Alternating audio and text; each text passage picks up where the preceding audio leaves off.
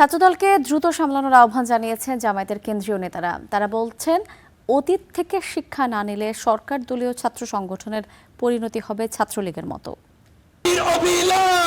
৫ August fascist Awami সরকারের পতনের ২ বছর উপলক্ষে জুলাই সনদ বাস্তবায়ন, গণহত্যার বিচার এবং ক্যাম্পাসে হামলার প্রতিবাদে ঢাকা বিশ্ববিদ্যালয়ের রাজু ভাস্কর্যের সামনে বিক্ষোভ মিছিল ও সমাবেশ করেছে ছাত্র শিবির।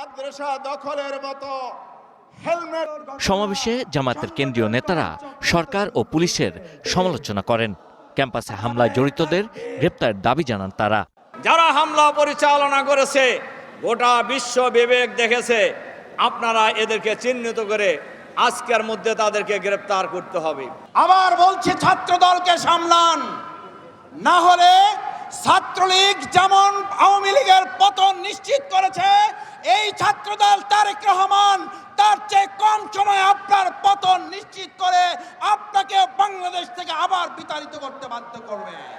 অতীতের অভিজ্ঞতা থেকে শিক্ষা নিয়ে সহিংসতা বন্ধে বিএনপি চেয়ারম্যানের প্রতি আহ্বান জানান ডাকসু নেতারা। ক্যাম্পাসে একক আধিপত্য প্রতিষ্ঠার চেষ্টা হলে প্রতিহতের ঘোষণা তাদের। এই কায়দা আমরা দেখেছিলাম ইসরায়েলে।